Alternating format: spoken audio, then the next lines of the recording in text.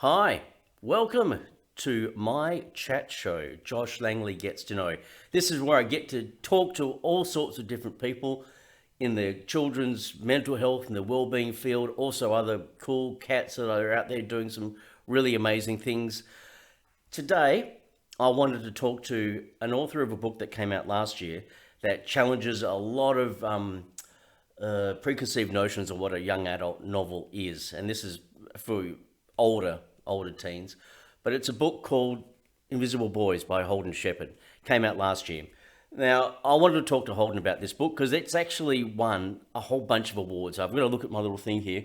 It won the 2018 City of Fremantle Tag Hungerford Award, the 2019 Kathleen Mitchell Award, the 2017 Ray Kopp Residency Award, and it was also shortlisted for the Victorian Premier's Literary Awards. So it comes with a lot of accolades, and it's actually been just like going off the bookshelves right across the country. And so I wanted to talk to Holden about the things behind the book, what motivated him to write it, and that sort of stuff. And look, the book is a very, very brave book. It's about three teenagers, 16-year-olds growing up gay in Geraldton. When I was 16, back in 1988, very long time ago, I was gay and I was living in Geraldton. So I can kind of relate to what he's talking about here. So it's like, that's pretty freaky.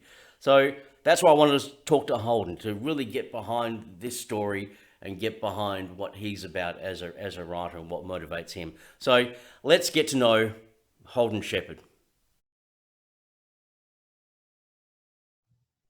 Holden Sheppard, welcome to my brand new chat show. How are you going? I'm going awesome, Josh. Thanks for having me along. That's all right. I thought, well, of all the people I could have on my brand new chat show, I thought I need to talk to Holden Sheppard.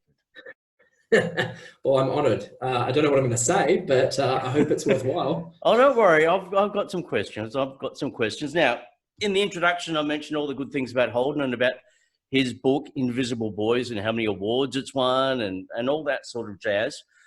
But I wanted to ask you, Holden, you could have written this book, let's just say, in a much more sanitized way. You could have softened it and just have a little roundy edges in the whole storyline. But no, you've gone boots and all in, and you've made this a very raw, confronting book.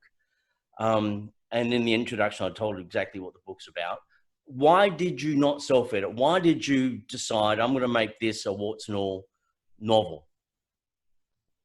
Yeah, I think that's a good question, and I think I could very well have done a sanitized, very squeaky clean young adult version of this book, and it is billed as young adult, although it's probably a little bit crossover for adults. But I could very easily have done that. It might have been an easier sell to the market to make it nice and squeaky clean, but I didn't want to, and I think it probably comes from my own experience growing up. Is that I felt like there was no text anywhere that said exactly what it was like growing up gay in a country town in Australia, and there was nothing that really just told it like it was. And I was driven to tell it like it is, and the way it is sometimes raw and difficult and messy, and boundaries get crossed, and you're not always a nice person, and certainly my three characters are not always nice people. And I don't think that's a bad thing. I want to lean into the fact that sometimes, as we discover ourselves and discover parts of ourselves, it's not always pretty. It can be ugly. It can be challenging and confronting. It can be deeply, deeply upsetting and deeply painful and overwhelmingly traumatic. And I wanted to just reflect that. And if I think about, something I read when I was about 16 or 17 was a book called Secret Men's Business by John Marsden. And it was about it was basically like a puberty book Yeah. for young men.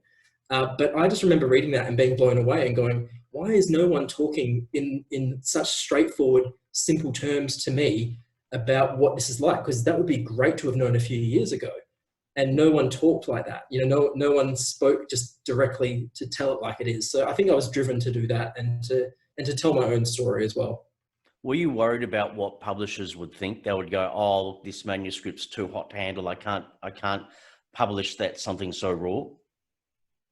Yes. And Yes, but the thing is, as I wrote it, like I came to writing this particular book in a headspace of, you know, there are no sacred cows here. Like I'm not, I'd spent my whole life up until the point of writing this book, very much protecting myself and very much protecting other people in my life. You know, I didn't want to say anything about all the stuff I'd been through. I never talked about being gay or being suicidal because I didn't think it was kosher, maybe. Like I didn't think it was cool to do it, and I didn't think it would be well received. So I just didn't do it. So I came to writing the book going, no, screw everyone. I don't care what my parents, my family, my mates, my workmates, my business acquaintances, I don't care what anyone thinks about this. I don't care what God thinks about this. If God exists, like screw everyone. I'm just going to tell it like it is. And that's why it came from such a freeing place to talk openly about the stuff. You had nothing to lose, really, did you? No, and at the time when I wrote it, I just had a manuscript fail anyway. So I came to it going, well, I spent 3 years on this other manuscript. It went nowhere. So what do I have to lose at this point? You know, like I may as well write something meaningful. If I can spend 3 years writing something that I thought was marketable and it still doesn't get published anyway, I may as well write something that's real. So I dived into this. Yeah, I find a lot of people want to write something that's marketable, that's going to sell and all that stuff. And in doing so, they lose their voice and they lose their genuine story. And I think what you've done is you tapped into a unique, genuine story that has resonated deeply with a lot of people, thousands of people right around the country. I mean, you constantly still keep getting messages and emails from people saying, thank you for writing this book. You've actually explained how I've felt. Even older blokes, not that I'm old, I'm still very, very young, but that's right. That for me to go, you were in my head when I was 16. And that's the frightening thing. You captured all the elements that I was thinking, may not have been doing, but you know, what I was thinking is like, how did Holden do that? And as you said, I have never seen that on a page before. And that's what was like, suddenly I wasn't alone in what I was thinking and what I was feeling. I think that's what you've done. You've bridged that divide and made that connection. So all these people out there, especially, you know, the whole LGBTQI community can feel so isolated and alone. And here comes this book that says, no, this is what's happened. This is what you go through. This is it. What's and all. Bang, you're not alone. And I think that's the amazing thing. And I'm so happy to hear stuff like that. And I am happy to hear those kind of reviews and messages that come through from people.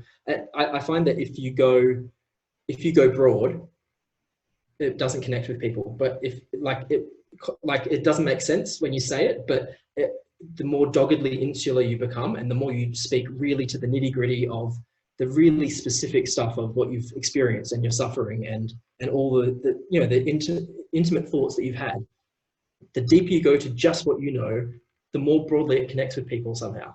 People can connect more with when you go really deep and specific, as opposed to trying to be broad and appeal to the bigger market. And I think they see the fearlessness and they see the genuineness. And I think people are so desperate to connect on a authentic level, and they don't want to have all this sort of, you know, fluffy, let's bounce around the circles, let's be nice to each other and that sort of thing, and not talk about the truth that's in here. And then when you see that, you go, that's what I've been wanting. Thank you so much. That's what I wanted to connect with. And I was surprised because as I was writing it mainly for me. Like it gave me a lot of catharsis. You know, I felt amazing, and it changed me as a person and as a writer to write this book.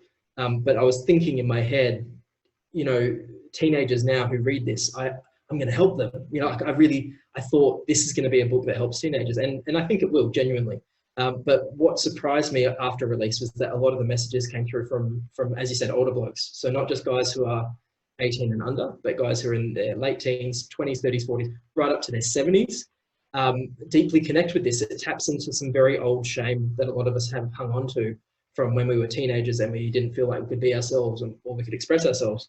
And that surprised me that the book serves that function. I thought it would just be kind of targeting, you know, teenagers. Well, that's why I can relate to that, because it's the universal shame message that every gay person has. I mean, I Mm. think, you know, coming out now is a little bit different from when I was a lot younger. But when you said writing the book for yourself, I mean, that's what I do with my kids' books. I write them for myself without this Mm. expectation of, oh, I'm going to be $1 million bestseller. It would be nice. Uh-huh. But it's like, if I Wouldn't can it? write them for myself and heal myself, then all the rest can naturally flow. And that's what I found, is that then the books then connect with everyone else, because I've connected with Yes. myself. And that's what you've done with this book here. So I've got to ask you, what was coming out like for you? Um, Coming out for me was I mostly a hope you've positive come out, because experience. that would be really embarrassing. Josh Langley just outed me as a homosexual. Um, I have come out, thankfully. Yeah, so I came out in 2008. I was 19. At most of the time I was 19, and then I came out a little bit still when I was 20. Like I was still kind of, telling the last few people when I was just turning 20. It's always a process, Um, I think. Well, it is, and like in hindsight, maybe I would do it differently. But at the time, I felt very much a need to like manage. Like I was almost like in PR mode. I was like, I've got to manage the fallout and do damage control here. So people are going to not like me. So how can I make sure they still like me after I've come out? You know, like I really tried to, and you can't do that. I mean, you can try, but you can't control how other people see you and receive you. Some people will love you, some people won't, and it's quite as simple as that. But I tried. So I told my parents. Actually, I told a couple of friends when I was drunk first, and I thought, okay, that's dodgy. It's always the easiest way. You know? Oh, sorry, I was drunk before. Did I say that? It is, but then after I'd done that, I thought, oh shit, like I risk this leaking. You know, like I don't want people to find out. I'm from a small town, and you know, gossip goes around very quickly and very easily in a small town. So, and I had a boyfriend at this point. He's now my husband. So I thought I'd better tell my parents. So I went home to Geraldton and sat down with my mum and just said, I'm going to tell you something. And I was very serious about it. And she, you know, she's like, okay, yep, okay, what are you going to tell me? And I said, look, I'm gay and I have a boyfriend. And she was like, oh, okay. She's like, is that all? I thought you were going to tell me you got a girl pregnant. And I remember just like cracking up and going, no, the opposite of getting a girl pregnant. So I think she was more like, oh, another illegitimate child in the family. Here we go again. Someone's, you know, one of my sons has knocked someone up. But no, I hadn't. And then I told my dad down at his shed. So we used to work together, me and Dad. He's in earth moving. I was a labourer for him, and then I used to be a machine operator for him as well, operating the excavators. And sat down with Dad and played cards and had espresso because we're Italian. And eventually I just worked him into, I led him to the point very gently so that by the time I actually said I'm gay, he would have to have been an idiot to not know what I was leading to. And he stood up, walked around the table, opened his arms and said, "You're my son, I love you." Gave me a big hug. So he was totally, my parents were fine. I was terrified, like. We always build up the stories is way bigger in our head than the realization and then the actual practicality of it. I mean, I told my dad, but in a very, very roundabout way, because I'd started to live with my now husband, Andy, at the time. And I thought, how do I explain this to him? So I went round to his place and same sort of thing, long conversation, chit chat. Oh, did you watch that thing on TV the other night? Yeah. And I just said, well, look, the way I've moved in with my friend Andy, well, he's more than just a friend. Long pause. Yeah, did you watch that show on airplanes the other day? Yeah, it was great, wasn't it? Fantastic. And nothing was said after that. But he's totally accepting. He loves it. He loves Andy. But it's just because you build up all that mental stress, because that fear of rejection is real. That fear of parental rejection is what cripples so many LGBTQI people. And sometimes it's bigger. Sometimes it actually is real. They do get rejected, and that's heartbreaking. Yeah, and it is heartbreaking. The fear is, like, with the benefit of hindsight, this is 12 years ago now for me. So when I look back at it, I can go, oh, well, if someone had a bad reaction and they stopped loving me, or that, they withdrew their love or they withdrew their friendship because of my sexuality, well, that speaks volumes about them. Like that's really a them problem. And like, why would I ever want someone like that in my life? But it's very, very different at the time. Like you really fear losing all these connections that you have and these people around you who you're very close to. I lost one. I was very, very close to a cousin, and he just did not want to have a bar of it. We were the same age, and he just cut me off completely, and that was really tough. That was really difficult, and I spent a long time trying to manage that, trying to make that still work. And eventually, I just went, no, that connection's gone. In later years, we've kind of reconciled and not reconciled to the point we've actually talked about it, but we're happy to make conversation at family events and go to each other's weddings and things like that, and we get along just fine actually. But that close connection is seemingly gone forever, and that was really hard, because you lose something you have, and when you're coming out, you're so vulnerable that you really want your mates behind you. You really want them to turn around and say, "That's fine with me. I'm still here with you." And a lot of my straight mates did that, and they were fine. The guys I went to high school with, by and large, were like, "Cool, like that's great." We like phased, but some did, and that was really tough. Yeah, and I think that it's the whole coming out thing is, as I said before, it is actually a process. You can may verbally come out to people, but I think one of the biggest things, and I think you sort of touched on in the book some places, is actually coming out to yourself.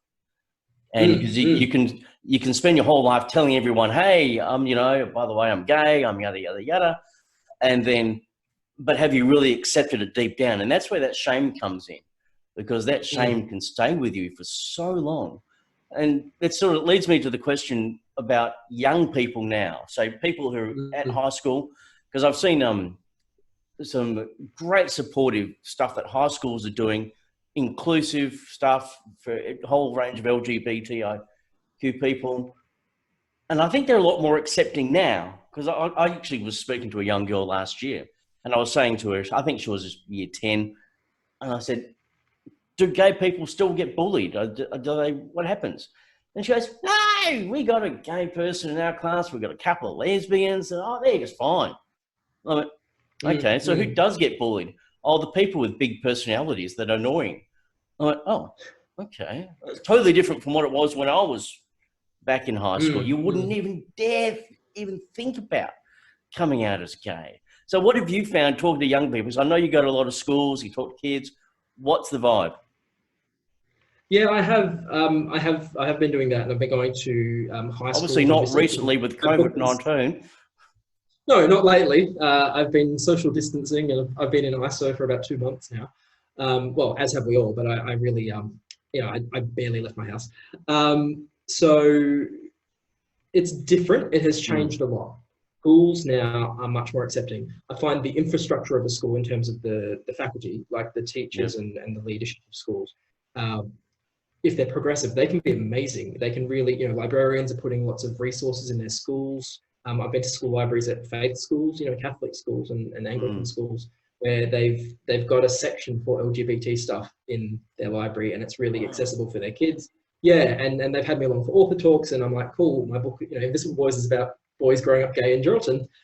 Are you sure you want me along for this author talk? And yeah, we really want the kids to hear it. So school leadership has really changed, and some schools are always going to be conservative, but a lot are very progressive in this space, and most fall somewhere between, I guess. But the schools are great. The kids, I think generationally, kids growing up now are not like the kids I went to school with, and are not like the kids you went to school with, where you really would call someone a faggot or a poofter, and you'd get beaten up, or you would get ostracized really badly if you were gay. I don't think that happens as visibly now. I think it still happens, and the students I've spoken to who've come to my events who are still high school aged, because I've asked them exactly this, because I want to know as well. Yeah. And they said it still happens, but it's different. It's not done in the same way. So you're not. So some are like totally fine, but the ones I've spoken to who are actually LGBT themselves have said, like, it's you come out, you're supported, the school kind of supports you more, people don't necessarily harass you, but you're still very much like, you're on the outer somehow. You're not quite normal. And to me, I was chatting to a writer mate yesterday, might have been. He's over in the States, and I think he's about 60. And we were kind of talking about the fact that the progressive kind of the people you're around, right? The rules of society that you're in, if they're progressive and they're pro-gay, that goes a really long way. But ultimately, and it's what you were saying, you still have to come to terms with it yourself. You still have to eventually face up to, I'm gay, and there is a chance that you might not want to be gay, or you might be in a family where even if society has moved along, that family's not okay with it. Or you just don't want to lose friends, or you don't want to lose the idea that you're a man, or whatever it is, you feel like you're going to lose something when you make that that realization. That's a really, really interesting point. You might feel like you're losing your masculinity. And I think for a lot of blokes, you say to someone, "Hey, by the way, I'm gay," and then you think they have a mental image of you wearing a dress and high heels and speaking with a bloody lisp or something. That's stereotypical. And that's not me, and that's why I don't want that, and I don't want, because that's not how I feel. So you feel you might lose that. That's a good point. Yeah. But you feel like that's how I felt. I felt like I would lose other men's respect, and I would lose the idea that I'm a masculine man in any way if I tell them that I'm into blokes. So I don't say it. And then even for a long time after I'd come out, I would not visibly be gay, and I would think that was a good thing. Like, people would often assume I was straight at work or whatever, and that kind of thing. And I would kind of be like, yeah, good, because you shouldn't be able to just tell. You shouldn't be able to just guess. But then eventually I actually thought, no, because I'm doing nothing for gay men like myself by staying silent and not pretending to be straight, but when I don't correct people, it actually doesn't make me seen at all. Whereas if I correct someone, I say, oh yeah, by the way, it's not her, it's him. I have a husband, not a wife. Someone's perception goes, oh, okay, I didn't realize you were gay.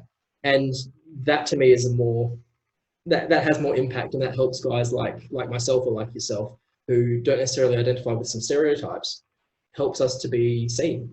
Yeah, and to be comfortable with who you are and be playful and not take it all so seriously. That's the other thing. It's so easy to take it so seriously. So I'm going to wrap up with one last question, Holden. What do you think anybody, what should we be focusing on? What's the most important thing that we all should really, really know and focus on in life? All right. Well, that's a big question. Let me just sum up the whole meaning of life in a quick 42. answer for you. It is 42, and that will solve everything. I've got a couple of things that I live by, and they're kind of not necessarily mantras, but things I've come across in the last few years that actually have really helped me be okay with myself. But also when I'm in a moment of really high anxiety or panic or self-doubt, and this comes into mental health stuff, I guess, but I remind myself of these couple of things, and it never fails to kind of ground me again. So one of them is that I'm good. Like, that's it. I'm good. Yep. Like I am good. I don't need to do anything. I am good as I am. I'm okay as I am. That's the most powerful thing that I was never told when I was young. That I really needed to know. Being you is enough, Holden. Oh, there we go. I've just paraphrased your own book title back to you and tried to sell it as philosophy. And the other one is that I am mine. So I don't belong to you. I don't belong to my parents or my family. I don't belong to anyone, and they don't own me. They don't own who I am or how I express myself or how I behave, what I talk about. None of that belongs to anyone else. I'm one person, and I'm in charge of myself. And so that means I am mine.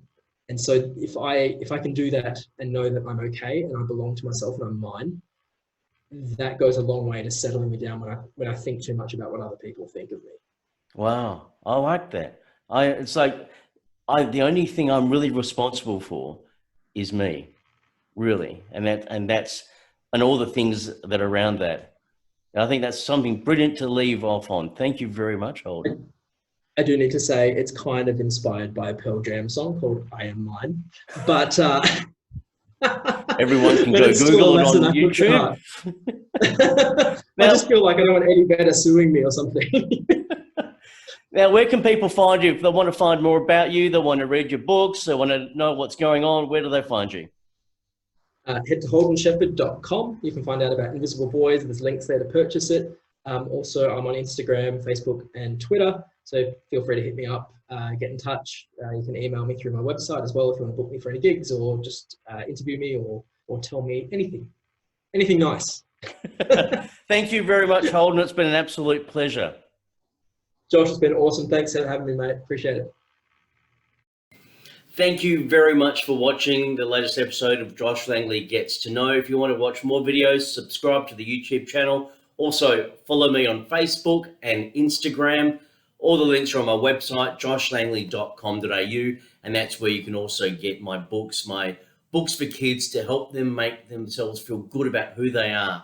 I'm about helping kids make friends with themselves because that's what we all should be doing. And when we make friends with ourselves, we'll hopefully make friends with everyone else, and the world is a much better place. Thank you very much for watching.